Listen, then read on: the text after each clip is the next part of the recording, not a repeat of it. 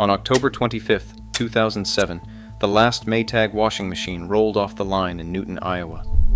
550 workers clocked out of a 2 million square foot factory for the final time. Several of them left their work boots on the fence outside. Not as a protest. No speeches were being given. They just left them there and walked to their cars and drove home through a town that had been built around a single name for more than a century.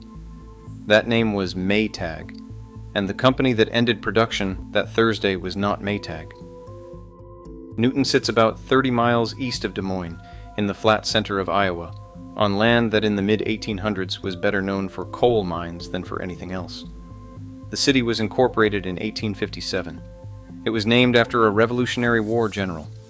In its first decades, it was unremarkable, which is to say it looked like most small Iowa towns of the period. Frederick Lewis Maytag arrived in Newton in 1893, not to build washing machines, but to build farm equipment. He and several partners formed a company to manufacture threshing machines. The business was seasonal, which is the kind of problem that forces decisions. In the winter of 1907, during a slow period when no one was buying much farm equipment, Frederick Maytag turned to washing machines. The first model, called the Pastime, was a wooden tub with a hand crank that sold for somewhere between $11 and $15. It was not a revolutionary product.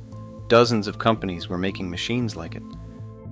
What Maytag did differently was build a reputation around the idea that their machines would not break. Not just that they were well made, that they were specifically, reliably, durably resistant to failure. By 1927, the company was producing more than twice as many washers as any competitor.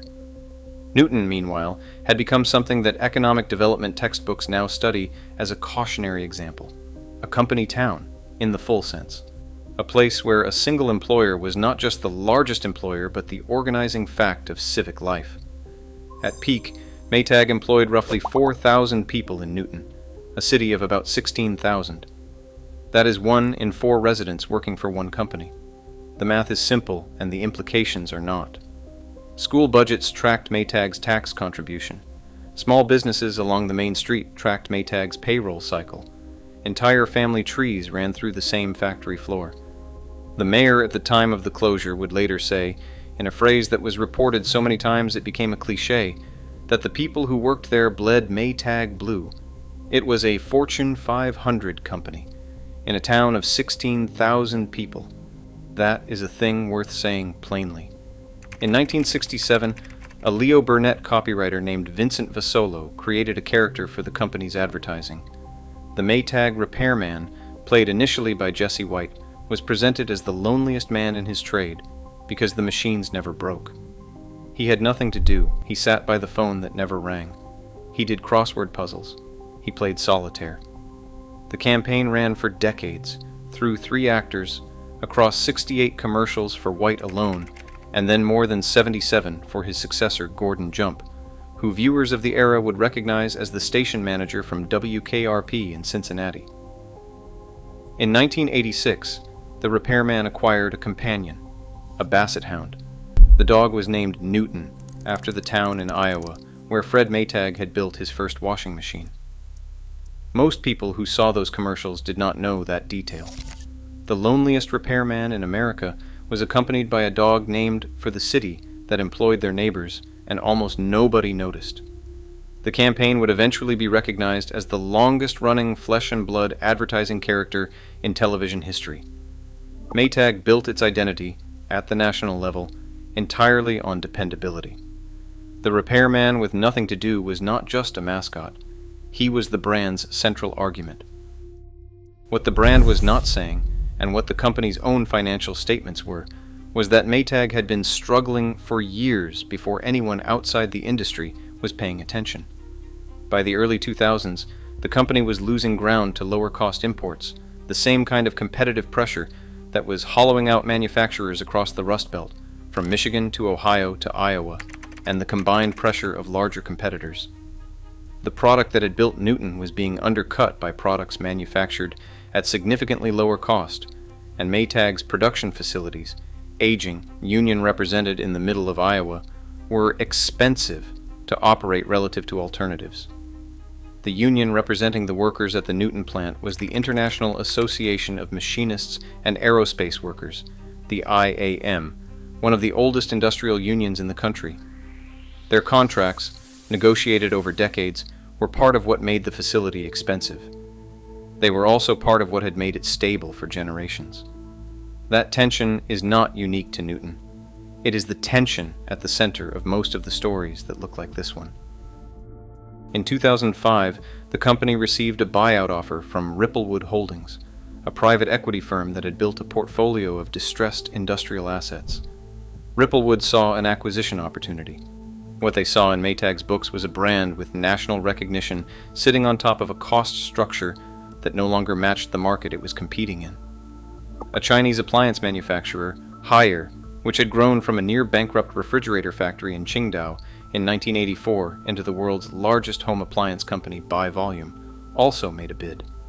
The Haier offer was a signal of something larger, that the China-US manufacturing competition that trade policy debates had been abstract about for years was now showing up at the specific address of specific American factories. Then Whirlpool Corporation, based in Benton Harbor, Michigan, entered with an offer of $1.37 billion, and Haier withdrew. The final acquisition price was approximately $1.9 billion. Whirlpool completed the purchase on March 31, 2006. On May 10, 2006, 40 days later, Whirlpool announced it would close the Maytag headquarters and manufacturing plant in Newton. The stated reason was operational. Jeff Noel, a Whirlpool vice president, said at the time that the business in Newton was broken in a way that made investment in the facility's modernization untenable. The plan called for cutting 4,500 jobs across plants in Iowa, Illinois, and Arkansas, and saving approximately $400 million in operating costs. The machines that had been made by Maytag workers in Newton would be redesigned to fit Whirlpool's chassis and built instead at non-union plants in Clyde and Marion, Ohio, where the labor costs were substantially lower. Newton had 18 months to get used to the idea, which is not the same as being ready for it. There is a particular quality to the period between a closure announcement and the actual closure. Businesses on the main street began adjusting. Some closed. The Maytag office workers who had filled the cafes during lunch stopped coming because the office was already gone. A waitress at the Midtown Cafe named Kathleen Tiffany, who had herself worked at Maytag for 30 years, described it simply: "You can't take the good-paying jobs out and replace them with jobs at half the pay, and that's what's coming." She was not wrong. The final day was October 25th, 2007. The boots on the fence were the image that most of the wire service photographs chose to run. The workers had, evidently without coordinating it, left their work boots on the fence and on the sidewalk outside the building as they left. The plant's last shift produced the last Maytag washers and dryers that would ever be made in Newton. Then the building went quiet. Whirlpool subsequently sold the former Maytag headquarters building complex, a campus of 8 buildings dating to the early 1900s, to Iowa Telecommunications Services for $1.5 million. The buildings had been assessed at more than $12 million. That sale closed in January 2007, 9 months after the acquisition. The remainder of the former Maytag manufacturing facilities were sold to other buyers as part of a broader disposition of properties in Newton and elsewhere. The company that had built Newton spent, in total, less than a year deciding what the campus was worth without Maytag in it. Unemployment in Jasper County, which had been under 4% before the announcement, climbed to 9.6% by January 2008.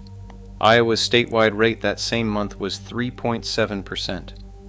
In 2010, Jasper County had the highest unemployment rate of Iowa's 99 counties at 8.2%. The former mayor of Newton, Chaz Allen, who had spoken to the press on the final day about the people who bled Maytag blue, was later quoted saying the unemployment rate had at some point hit 15%. The number you put on it depends on which measure you use and which month. The general shape of the thing is not in dispute. What happened next is harder to explain simply, and is usually left out of the version of this story that focuses on the betrayal. Wind energy moved in. Iowa had become one of the most attractive states in the country for wind manufacturing. in part because of the federal production tax credit, a policy instrument that Senator Chuck Grassley of Iowa had been instrumental in establishing and defending, and in part because of the geography. The wind corridor that runs through the middle of the state needed turbines, and turbines needed to be built somewhere. Two companies, TPI Composites, which manufactures turbine blades, and Trinity Structural Towers, which manufactures wind towers, relocated to Newton after Maytag's departure. Together, they eventually employed more than 1,500 people. The Iowa Speedway, a $70 million facility, had opened on the edge of the city in 2006, the same year the closure was announced. And while the timing was coincidental, it provided something to talk about other than what was being lost. Other manufacturers followed: hydraulic hoses, snack food boxes, engineered plastics. By 2013, the unemployment rate had dropped to 5.4%. Not to where it had been, but not where it had gone. The more striking number is this: Newton's population did not fall. The city had maintained a population of roughly 15,000 people since the 1960s, and it maintained one through the closure. Aaron Yeager, who was a hairdresser in Newton when Maytag left and later became the Newton Main Street director, described the immediate period with the kind of clarity that people who lived through something tend to have. Some days, she said, you could walk through town and almost hear a pin drop. It wasn't just your dad or your mom. It was your entire family that worked there, so everyone lost their job, including the small businesses that were tied to Maytag. But the people stayed. There is a plaza in Newton now called Legacy Plaza. It occupies the land where the Maytag corporate campus once stood. The 8 original buildings, dating back to the early 1900s, are still there, and some converted into mixed-use space for small businesses, offices, and community organizations. Others still waiting for a defined purpose. The name the town gave the site is accurate in one direction and almost ironic in another, depending on what you think a legacy is. Maytag still exists as a brand. Whirlpool still owns it. The machines sold under that name today are manufactured in Ohio. The repairman who had nothing to do eventually became a character in a story about a company that could not keep doing what it had been doing for a century in the town where it had started doing it. The basset hound named Newton stopped appearing in the commercials sometime before the plant closed. No one thought much of that at the time. This is the part of the story that most versions of it do not quite reach. The company that left Newton was not the company that built it. Frederick Maytag started with a hand-cranked wooden tub and a slow winter and the idea that dependability could be a product. The company Whirlpool acquired in 2006 was losing money, struggling against lower-cost imports, operating expensive union facilities in the middle of Iowa, and had been for years. Whether the town that was built on one company was ever a stable arrangement is a question Newton spent the following decade answering in practice. The answer, or at least the evidence so far, is that it was not. The boots are still in the photographs.